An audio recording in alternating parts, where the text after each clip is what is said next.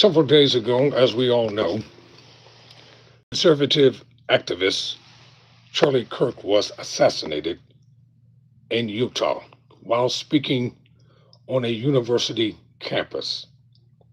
And immediately, without any type of evidence whatsoever, it was a Republican, a MAGA Republican, who said that, quote, the Democrats own this, close quote. That's what she said. I'll bring her and talk about her up in a separate video. And then two individuals were immediately arrested, apprehended, and then they had to let them go because they had the wrong people.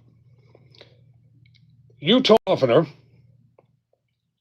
Spencer Cox held a press conference, and during the press conference he called for more civil political discourse, which was on yesterday. And he was hoping that the assassin was not from Utah. And I want to say something very clearly because this is true. I had a lot of time to look at a lot of videos and stuff. You know, some of you all, some of the terrible, disgusting things that you have said in light of this tragedy is utterly repulsive and disgusting. It makes no sense. You know, there is a grieving woman, 2 children. He was someone's father, someone's husband. Whether individuals agree with him politically or disagree with him, he's a human being and he did not deserve what happened to happen. And I read a lot of comments and I was just so disgusted about a lot of things that people said in such derogatory terms and even celebrating.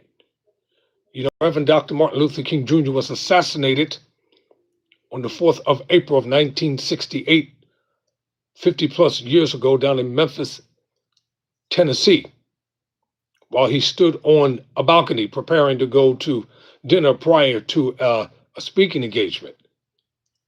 You know what? The aftermath of that, it was terrible.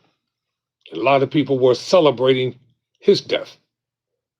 So as a nation prepares to mourn the now late Charlie Kirk, have some respect for his family. Have respect for his wife, his children. Have respect for those who loved him. I want to talk about the governor. He was hoping that the individual wasn't from Utah, but there's an underlying subliminal message here. Now, this story right here is according to the Salt Lake Tribune. And I quote, the article was written by Julie Jag, Peggy Fletcher Stack. I'm quoting them. For the 33 hours it would take police and FBI investigators to pore over evidence and pursue thousands of tips that would lead them to the suspected gunman in the assassination of conservative activist Charlie Kirk. Governor Spencer repeated one prayer. Quote, don't let the perpetrator be from Utah. Let's get it straight. He is not a suspected suspect. Call it for what he is. He's a murderer. That's what he is. We're not going to dress it up. We're not going to make it sound pretty. This is what this young man is. The governor hoped to comfort Utahns with the notion that one of the state's own did not pull the trigger. Quote, but it did happen here, end quote, Cox said during a news conference Friday when he announced the arrest, end quote, and it was one of us. I have a question. Why wasn't there proper security in place? Where was the security detail for Charlie Kirk? Where were they? When you have a crowd of that magnitude and you have a high-profile conservative activist, as he was, why wasn't he properly guarded? A lot of people have to answer for a lot of things.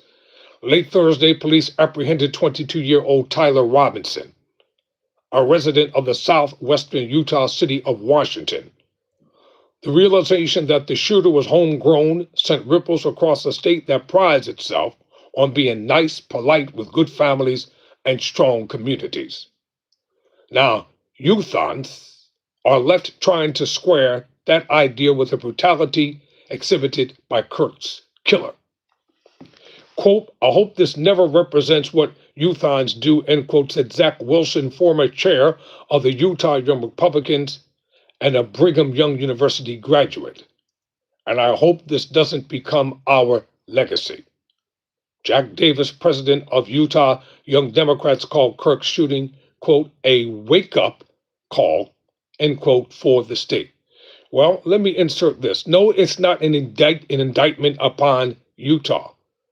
This man must accept responsibility for what he did, and he must pay the ultimate price. And down in Utah, they have the death penalty. And it should apply in his case. There is no plausible excuse. There is no defense that any so-called good defense attorney can try to present. It is ridiculous. And if he has a jury trial, you can believe the jury's mind is already made up guilty. Quote, there's sometimes a sense of complacency in Utah because we are a little bit different. We do things in a little bit differently. That we are immune from the rest of the troubles and challenges that every other state in the country faces, end quote, said Davis, also a BYU grad. We aren't immune in any magic way. We have to make a conscious choice here, just like every other person in every other state does, because what we are seeing is it can absolutely happen here, end quote. And I'm going to do an exhaustive background check. And see, one thing I do my homework before I come before the camera. And I'm going to find out everything I can find about this individual. I think I already know some things, but I'm not going to speculate. I'm going to have the facts presented before me. Wilson and Davis are among the featured speakers at a Utah Bridge Builders News Conference Friday at the state capitol. The nonpartisan coalition featured Republican and Democratic state and community leaders, and they emphasized the need for political discourse and the protection of freedom of speech. Kirk's visit to Orem's Utah Valley University was part of a national collegiate tour for his Turning Point USA organization. The 31-year-old typically engaged in a question-and-answer format during the stops and was responding to a question about mass shootings when he was shot. Kirk's comments were often inflammatory. He labeled the Civil Rights Act of 1964, quote, a mistake, end quote, and said that Black women, including former First Lady Michelle Obama and the late Texas Congresswoman Sheila Jackson Lee and Supreme Court Justice Ketanji Brown Jackson, were, quote, affirmative action picks. Clarence Thomas, the only Black male on the Supreme Court, is a affirmative action pick. Everything that Justice Clarence Thomas achieved was because of affirmative action. And he dismantled the entire thing concerning affirmative action once he got into, quote unquote, door. He also called for a, quote, a Nuremberg-style trial for every gender-affirming clinic doctor, end quote, and dismissed empathy as a, quote, made-up New Age term that does a lot of damage, end quote. Still, because of his willingness to debate his convictions, some have equated Kirk's death to an assault on freedom of speech. On Friday, Cox, who in recent years has adopted the mantra, disregard better, cast the conservative commentator in the light of a peacekeeper rather than antagonist. Well, that remains yet to be debated. We'll talk about that once all this is over. And here's a quote from the late Charlie Kirk: when people stop talking, that's when you get violence, the Republican governor remarked. Cox added that we will never be able to solve all the other problems, including the violent problems that people are worried about, if we can't have a clash of ideas safely and securely. Republicans don't want that. And ideologically speaking, the MAGA Republicans don't want civil discourse. They want tyranny. That's what they want. Cox's comments were widely lauded for not placing the blame on any particular group and striving to tamp down the heated rhetoric of the moment. It's too late because the Democrats were already blamed for this. And I'm going to bring the woman responsible for blaming the Democrats and indicting the entire Democratic Party. Governor Cox is providing the type of leadership that Americans from both sides of the political divide are desperately looking for, said Adam Phillips, CEO of Interfaith America, a Chicago-based group seeking to promote pluralism. Quote, close quote, we need more bridge builders like Governor Cox in our body politic, end quote. Seriously? Not all of a sudden the governor is a bridge builder. Let me tell you something. I have more respect for individuals who stand on principles that they believe and passionately pursue them and speak about them, whether I agree or disagree with them or not. These are individuals that I have respect for. Everybody doesn't have to agree with me. That's why I don't turn the comments off on my channel. I welcome people to say whatever's on their mind, his or hers. It doesn't matter with me. You have the right to freedom of speech. Quote, he's been teaching us what Abraham Lincoln taught, that we won't be able to preserve the Constitution in our republic unless we stop treating our fellow citizens as enemies, instead see them as friends, he said. Friends who may have very different views, we do, but who should be treated with dignity and respect. That will never happen within today's MAGA Republican Party. Former Utah Representative Becky Edwards, a Republican, compared the moment to 9/11, which occurred almost 24 years to the day before Kirk was shot.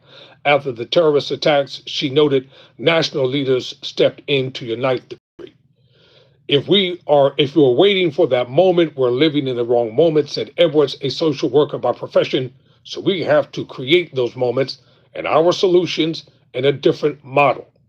And that really very, very much is from the ground up, quote, close quote.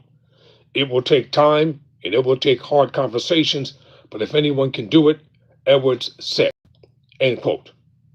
The tenacity to continue to work together is very, very Utah. So this has been a catalyst for returning to our roots and doing some of the things that we have been doing in the past in this collaborative nature, quote, close quote.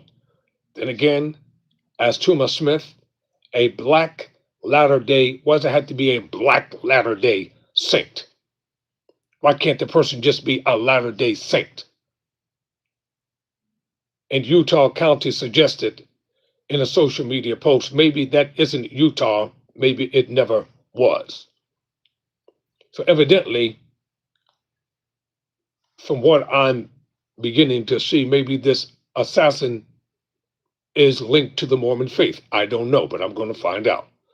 Smith wrote that she was appalled by Cox saying he was praying that the shooter not be one of us. Who is us? Smith wrote. A white man, a Mormon man, someone from Utah? Or is it all of the above? Hoping it was someone from another state, another country, another faith, anybody but his own. Wow. Close quote. Quote, it may not be who we want to be, Smith said in an interview, but it is exactly who we are, quote, close quote. Governor Cox held out hope that this could be a turning point for the state and the country if people choose a peaceful path. I still believe that there is more good among us than evil, the governor said, and I still believe that we can change the course of history. Quote, close quote. Ladies and gentlemen, as I said when I started this video on today, I'm going to do my homework thoroughly, and this is not a time for individuals to try to use this as an occasion to justify whatever it is that they're trying to justify. So I'm not going to use the often repeated phrase, my thoughts and prayers. I'm just going to put it this way. Empathy is a powerful word.